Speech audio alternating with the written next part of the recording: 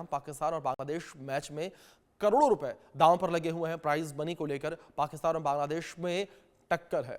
हारने वाली टीम को 1.82 करोड़ रुपए का नुकसान होगा। चैंपियंस ट्रॉफी की रेस से दोनों ही टीमें बाहर हो चुकी हैं। ये जानकारी जो है निकल कर सामने आ रही है। तो दोनों ही टीमें जो है आपस में भिड़ेंगी, लेकिन दोनों टीमें जो है वो रेस से बाहर हो चुकी हैं और जो टीम हारेगी उसे 1.82 करोड़ का घाटा होगा, लॉस होगा।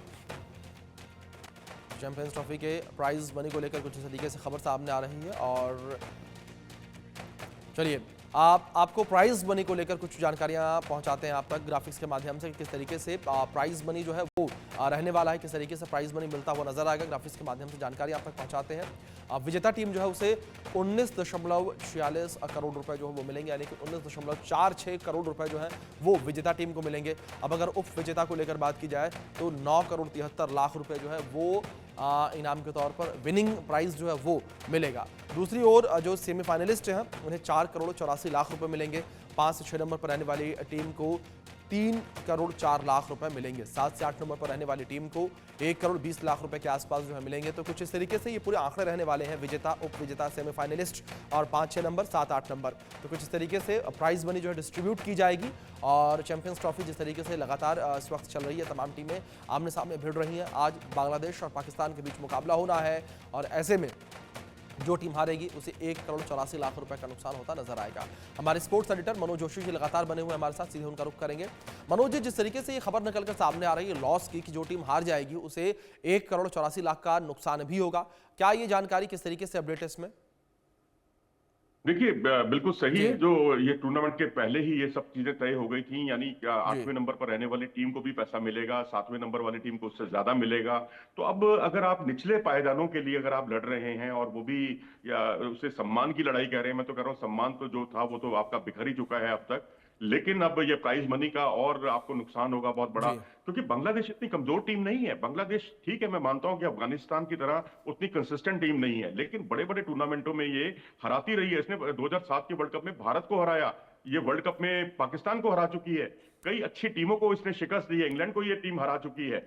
लेकिन अब सवाल ये है कि इनके पास जो अटैक है इनका बहुत शानदार है। मैं समझता हूं पाकिस्तान से बेहतर अटैक इनके पास है। तस्कीन अहमद बहुत शानदार गेंदबाजी कर रहे हैं, मुस्ताफिजुर को देख लो आप, चाहे आप नाहिद राणा जो नई सनसनी कहे जाते हैं, वो बहुत ही जबरदस्त गेंदबाजी कर रहे हैं। और उनके दोनों स्पिनर्स ने तो भारतीय बल्लेबाजों की लगाम को कस दिया था, हमें भी बड़ी दिक्कत हुई थी। और इनके सामने अब आप देखें तो रिशाद हुसैन और मेहदी हसन मिराज ने रनों पर पूरी तरह से कंट्रोल लगा कर रखा था। तो विराट कोहली ने तो बाद में स्वीकार भी किया था कि भाई जो इनकी गेंदबाजी थी हमने कंट्रोल करके और कोशिश इन पर अतिरिक्त जोखिम न उठाने की रणनीति अपनाई थी और वो हमारी कारगर रही। और उसके बाद तेज गेंदबाजों पर हमने प्रहार करने की कोशिश की।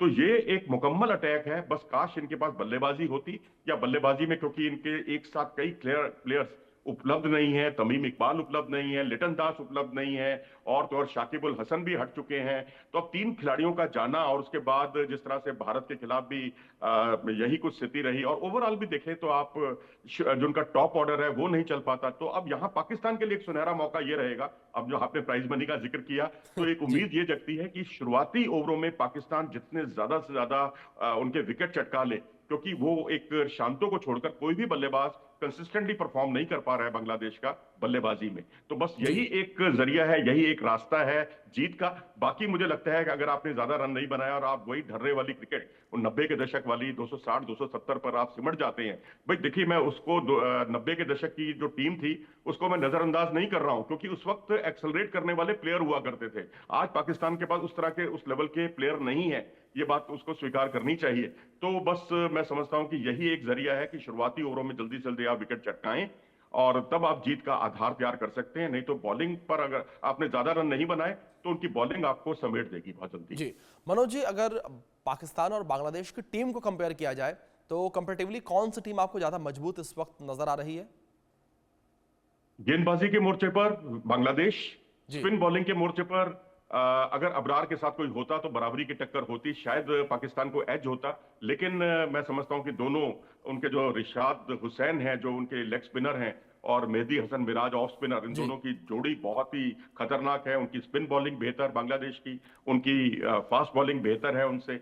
क्योंकि पाकिस्तान कागजों पर बेहतर है फास्ट बॉलिंग। अब आप देखिए, अब उनके नसीम शाह हैं, उनके साथ कंधे की दिक्कत आ रही है, शाहीन शाह अफरीदी के साथ रिस्ट की दिक्कत आ रही है, और स्पीड उनकी कम हो गई है। और तीसरे उनके जो फास्ट बॉलर हारिस राव, उन्हें तो मैं समझता हूं कि वो 4 ओवर के प्लेयर ही बनकर रह गए हैं। T20 के प्लेयर ज्यादा अच्छे हैं।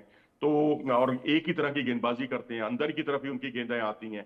तो बल्लेबाज ना, आप जब टाइट हो जाते हैं तो बड़ा मुश्किल हो जाता है। फिर आपको बड़ी जल्दी से बल्लेबाज आपको समझ जाता है, अच्छा पूर्वानुमान लगाकर बड़े स्ट्रोक खेल सकता जी, है। इसी वजह से दोनों मैचों में वो बहुत महंगे भी साबित हुए हैं। रही बात जी, बल्लेबाजी की तुलना करें तो यहां भी कागजों पर पाकिस्तान बेहतर है। जी, लेकिन मुझे लगता है कि यहाँ अगर पाकिस्तान ने थोड़ा सा भी अच्छा परफॉर्म कर दिया तो यहाँ वो इस मोर्चे पर जरूर वो मात देगा बांग्लादेश को। जी, क्योंकि बांग्लादेश की बल्लेबाजी उसका सबसे बड़ा कमजोर पक्ष जी, है। और बल्लेबाजी में भी अगर देखें तो छुटपुट तरीके से 1 या 2 प्लेयर चलते हैं, टीम की तरह मैच दिखाई नहीं देता उनका। जी, अगर आप तौहीद हरजे को देखें, जब 35 पर 5 आउट हो गए, वो प्लेयर आता है, सेंचुरी बनाता है।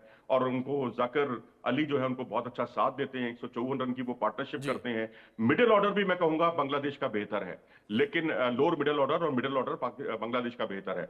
हाँ, टॉप ऑर्डर की बल्लेबाजी में थोड़ा सा मैं एज पाकिस्तान को दूंगा। और साथ ही गेंदबाजी में शुरुआती ओवरों में इसका फायदा अगर वो उठाते हैं पाकिस्तान, तो फिर वो आपका जो 1.2 करोड़ की जो आप बात कर रहे हैं, फिर वो जी, उनका हो सकता है। जी। अगर वो वहां चूक गए तो फिर समझिए ये भी हाथ से जाता हुआ दिखाई दे। बिल्कुल मनोज जी, जिस तरीके से लगातार जिक्र किया, क्रिकेट अनिश्चितताओं का खेल है। देखना अब ये होगा कि किस तरीके से टीमें आपस में भिड़ती नजर आती हैं, फाइनल में कौन सी टीमें पहुंचते हैं, सेमीफाइनल में कौन सी टीम पहुंचती है और किस तरीके से आज का मुकाबला रहने वाला है। फिलहाल बहुत शुक्रिया आपका जुड़ने के लिए।